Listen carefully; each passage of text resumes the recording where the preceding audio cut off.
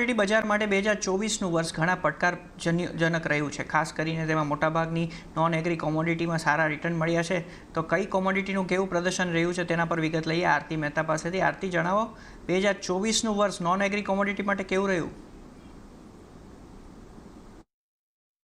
जी, खास કરીને 2024ના વર્ષની વાત કરી લઈએ તો કોમોડિટી માર્કેટ માટે અને સ્પેશિયલી નોન એગ્રી કોમોડિટી માટે એક સારું વર્ષ રહેતું દેખાયું છે. એનર્જી પેક સાથે શરૂઆત કરીએ તો અહીંયા એક ઘણા ઉતાર ચઢાવ આપણને જોવા મળતા દેખાયા. પણ સૌથી પહેલાં બ્રેન્ટની વાત કરી લઈએ તો એક નેગેટિવ રિટર્ન્સ જે છે તે આપણને અહીંયા આ વર્ષ દરમિયાન 2024માં બનતા દેખાયા છે. 5.25% નેગેટિવ રિટર્ન્સ બ્રેન્ટમાં આવતા દેખાયા છે.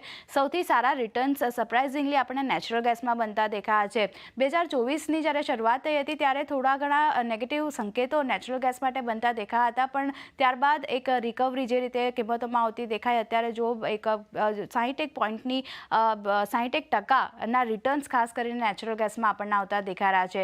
પ્રીશિયસ મેટલ્સની વાત કરી લઈએ તો સૌથી સારું વર્ષ સોના ચાંદી માટે રહેતું દેખાય છે, કારણ કે નવા રેકોર્ડ સ્તર પણ આપણને બનતા દેખાયા છે. અહીંયા સોનાની વાત કરી લઈએ 27% રિટર્ન્સ 2024માં બનતા દેખાયા, જ્યારે ચાંદીમાં 23% રિટર્ન્સ જે છે તે આપણને અહીંયા બનતા દેખાયા છે. પણ વાત કરી લઈએ પ્લેટિનિયમ અને પેલેડિયમની તો અહીંયા ખાસ કરીને એક નેગેટિવ રિટર્ન્સ આ વર્ષમાં 2024માં આપણને રહેતા દેખાયા છે.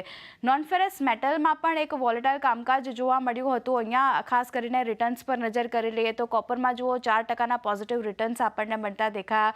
એલ્યુમિનિયમમાં સૌથી સારા રિટર્ન્સ 6.5% બનતા દેખાયા છે અને ઝિંકમાં પણ 13% પોઝિટિવ રિટર્ન્સ આપણે જોયા છે. માત્ર નિકલ 6% નેગેટિવ રિટર્ન્સ સાથે 2024માં કામકાજ કરતું દેખાયું. પણ સૌથી સારું સોનામાં જોઈએ તો એક સારું પ્રદર્શન 2024માં રહેતું દેખાયું છે, કારણ કે બુલિયન માર્કેટમાં 2024માં ઘણા સારા વળતર આપણને મળતા દેખાયા છે.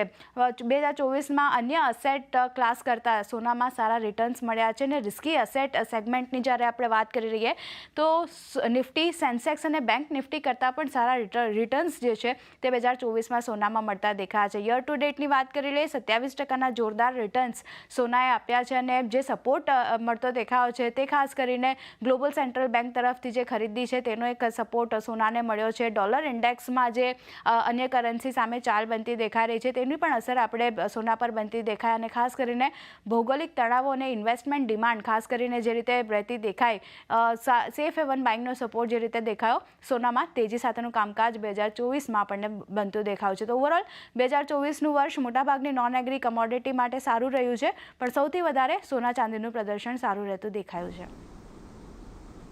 આભાર આરતી, અમારી સાથે જોડાવા અને વિગત આપવા બદલ. તો બજારની નજર